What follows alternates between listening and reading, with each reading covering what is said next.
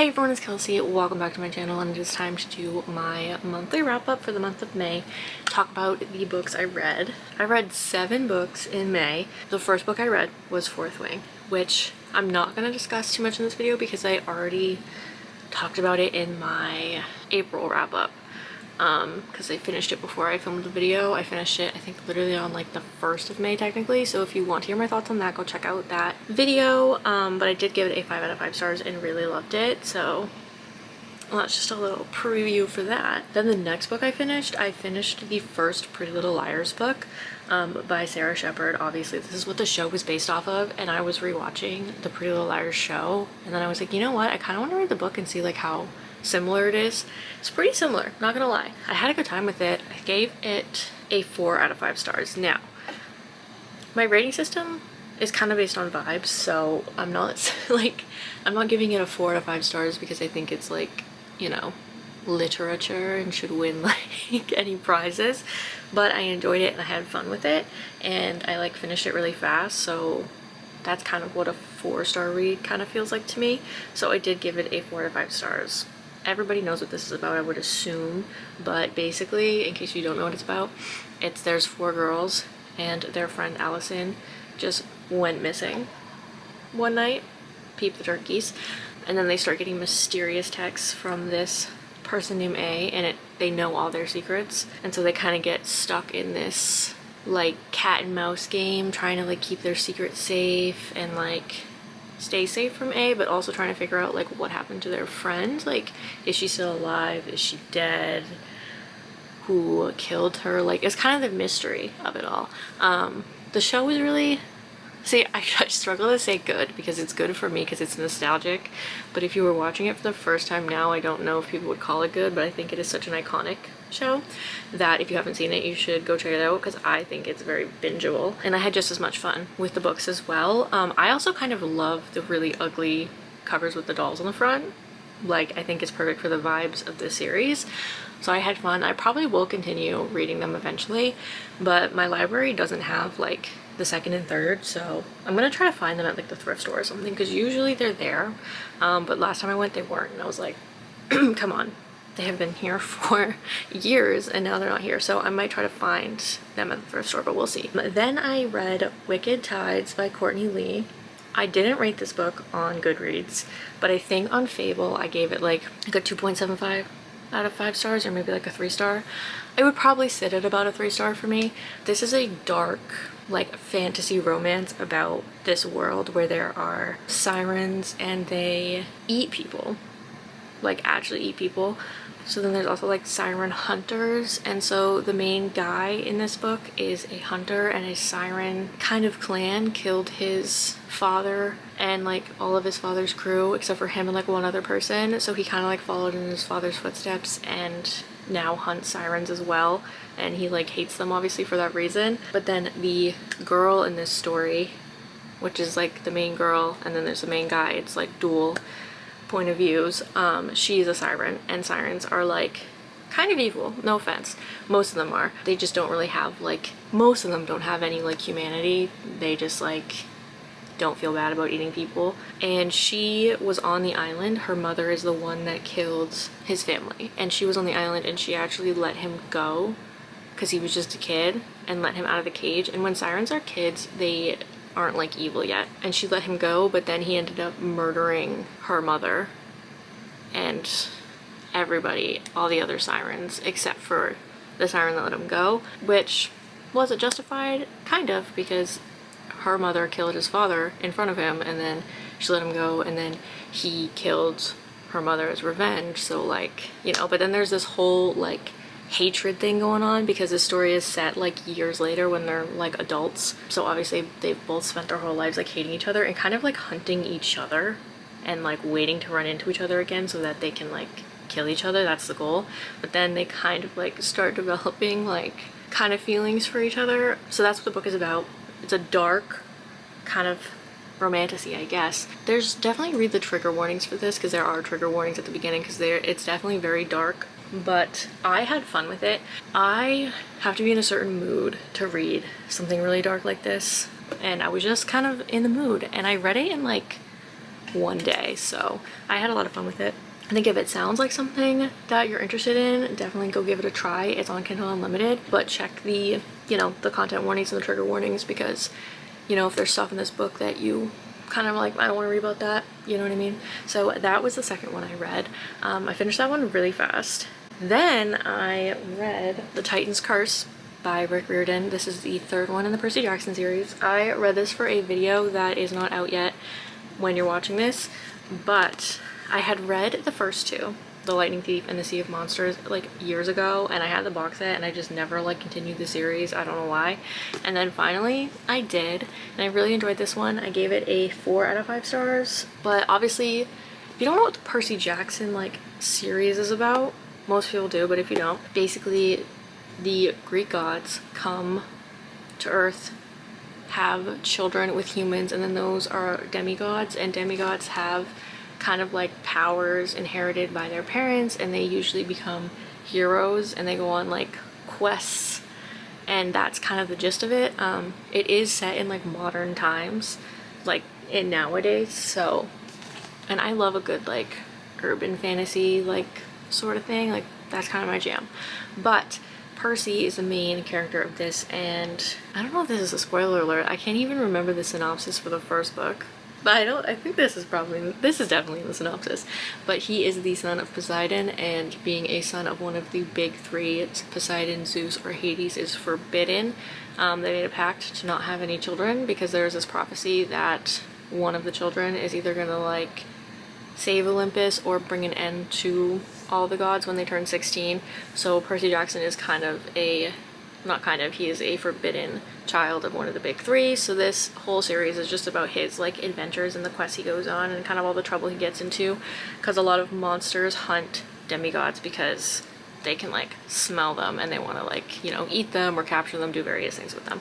So this is the third book in the series, and in this one they go to, they're searching for more demigods because there is a war going on between the Titans and the Olympians. So if you don't know what the Titans are, like if you don't have kind of a background in Greek mythology, basically the Titans used to be in charge, and then the Greek gods, which are now the Olympians, so like Zeus and everything, overthrew the Titans, locked them all in Tartarus, which is basically this like big pit prison thing. That's kind of how to explain it.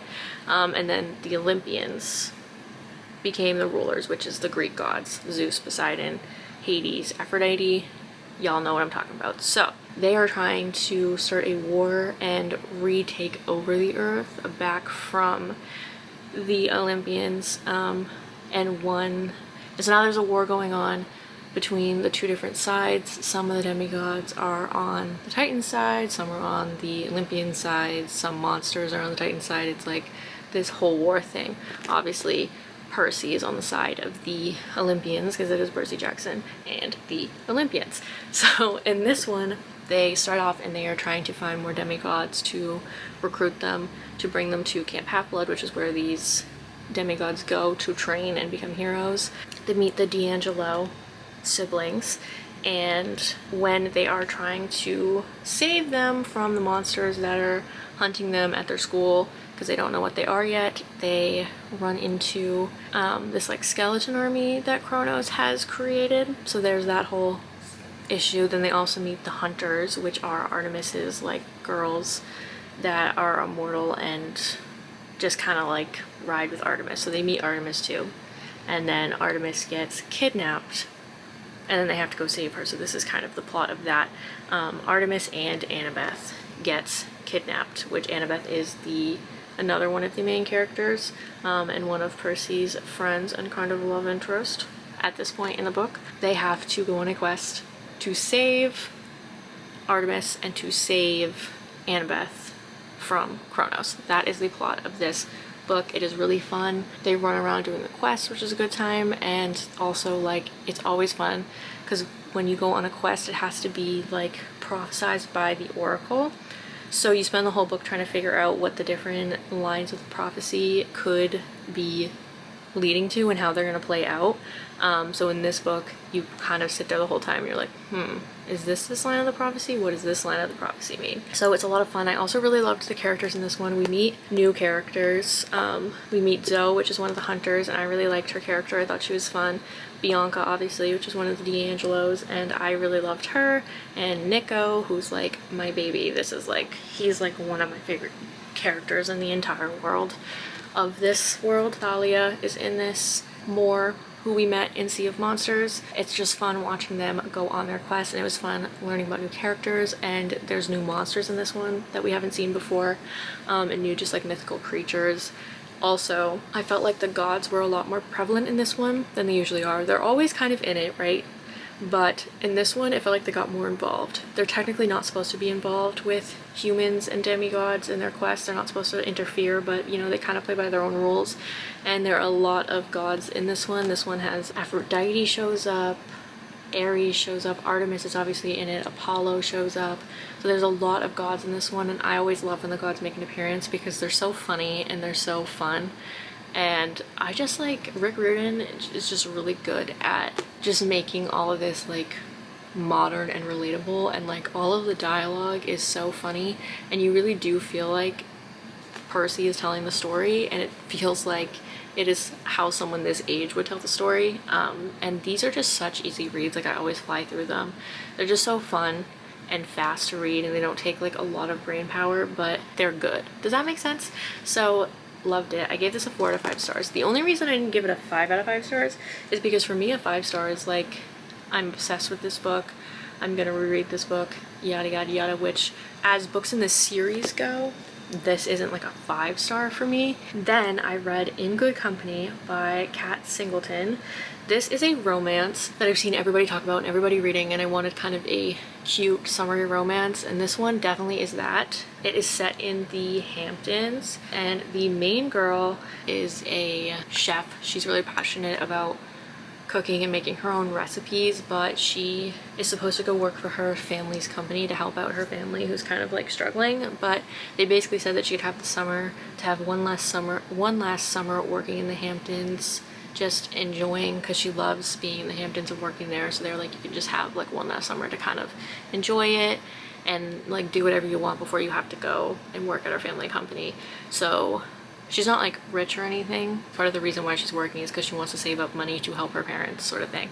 So she ends up working for this guy named Cal, who is her ex's older brother. And when she runs into him, when she's catering a party, she acts like she doesn't remember him, which bothers him because he's like, you dated my brother for like, I think they only dated for like a year. It wasn't a very like serious relationship, because normally I don't like the, you know, dating siblings trope, but this wasn't like that. It wasn't like a serious relationship, and they broke up like a long time ago. But he's like, what the heck, like, you're pretending you don't know me. But then he kind of like is like, wow, her cooking is actually really good, like her dishes are good. So he hires her to be his like in-home personal chef for the summer, and they like, you know, fall in love. But there's a whole like, she doesn't want to date him because it's her ex's brother, and also like she knows that she can't stay in the Hamptons, so she's gonna have to go back home. So she's like, why would I want to start a relationship with this person when I know that I'm not going to be able to stay?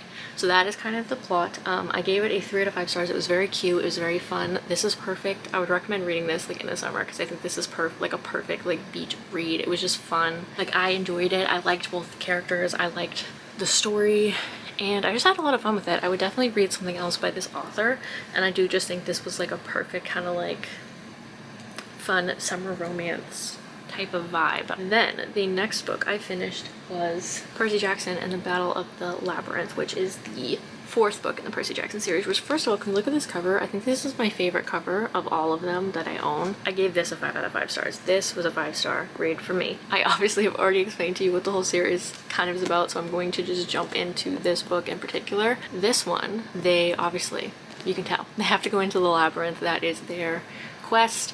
The Titans are going to use the labyrinth to get into Camp Half-Blood, because there is an entrance to the labyrinth in Camp Half-Blood, so they have to go in there first and kind of stop them.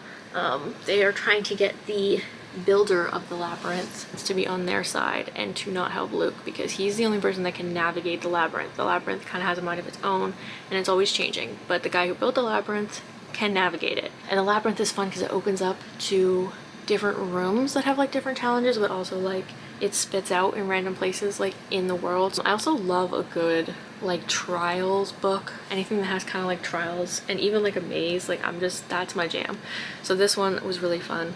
I loved them running around the maze and all of the monsters that were in there and just all of the different like challenges that they encountered. I enjoyed Nico in this one. I always say Nico, it's Nico, but it's like Nico in my brain. And I know he has his own book, so I'm excited to read that one. Just a good time. I also really enjoyed the exploration of Nico's powers, because in Titan's Curse you don't know who Nico and Bianca's godly parent is, but by this one we as the readers do.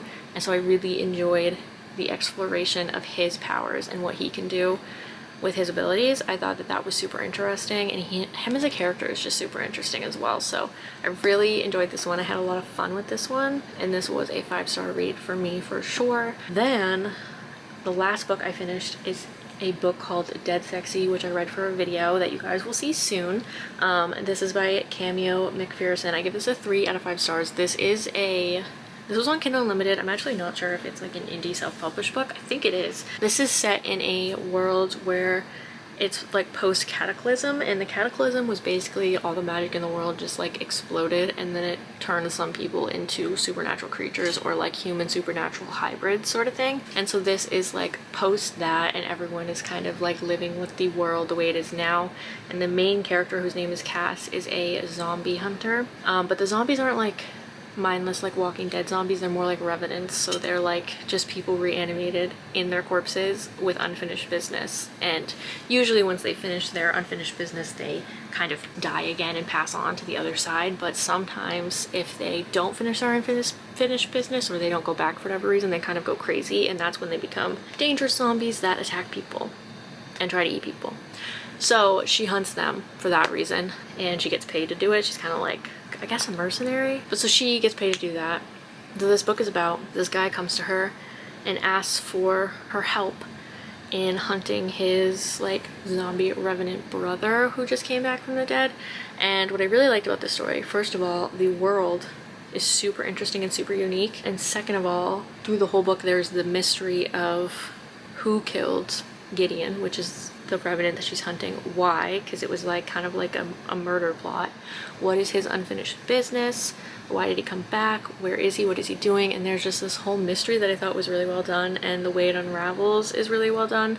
The only thing I didn't like about this book is that every male character is like obsessed with the female character, and I just don't like when books do that, because it's just unrealistic. But other than that, the book was really fun. I really liked the worlds. This is the only book in this world that the author has written, so if they do something else in this world I would be interested in reading it, because I thought it was super unique and just a super fresh take on kind of an urban fantasy thing. I haven't really seen anything done like this before. Correct me if I'm wrong, and if you know anything that's kind of similar, definitely comment it down below, because I would probably enjoy it. So those are the 7 books that I read in May. It was a really good reading month for me. I've been really into reading lately in this month, which is exciting because I feel like I was kind of in a slump and I wasn't really reading like a lot of good books. And I'm also trying to thin down my TBR this year, because I have over 1,000 books on my want to read shelf on Goodreads, which is a little nuts. So I feel good about that, and I also have been wanting to read more of my physical books this year, which I have also been doing, so I also feel good about that. And now my carryovers. These are the books that I'm still reading, that I'm going to continue reading through the next month. I am obviously reading the last Percy Jackson book. Well, okay, it's not the last anymore because there's 2 more now, but it's the last of the original series. So I am reading The Last Olympian, which is the 5th one, and I am probably like 80% of the way through it, so I'm almost done. So I'm gonna finish this soon, but technically I will be finishing that in June. And this is just the last battle. It's the war between the 2 sides. That is the whole plot of this book. It's really fun. I'm really liking it so far, but I will let you guys know my final thoughts on it when I finish it. Then I'm also reading Scythe, which I just started for a different video, and I've only read one chapter, so I'm not far through this at all, but this will be a carryover. I will keep reading this month. I'm not sure if I'm gonna finish it in June or not. Plot of this, right? Humanity has evolved past the need for death. They don't get old age and die or get any diseases or anything because of science. They've just evolved. So they have these people called Scythes who choose who to kill. That's the plot, and they just kill the people to keep the population down. So that's a lot of this book. That's what it's about. I am really enjoying it so far, but it is a little, obviously not summer vibes. A little depressing. Summer's like a happy romance time for me, so I don't know how fast I'm gonna read this one just for that reason, because I feel like there's other summery books that I would want to prioritize. But I did want to start that one because I need to read it for a video that I have going. So those are the 7 books I read in May and my 2 carryovers that I will be reading through June. It was a very good reading month for me. I'm very happy. I'm really happy that I kept going with the Percy Jackson books because they have been so fun, and I just kind of found them again at a time where I really needed something just kind of like lighthearted and fun. So this was like the perfect time for me to read those. I'm excited for another good reading month in June. I always read so much in the summer because like obviously you spend a lot of time like outside or at the beach, and I love to read on the beach. So I'm excited, looking to read a lot of stuff this summer. So I hope you enjoyed this video. Give it a thumbs up down below if you enjoyed. Be sure to subscribe for more content if you are not already. Comment down below what books you read in May, if you have any book recommendations for me, and what your like summer reading plans are. And I will see you guys later with another video. Later, Gators. Bye.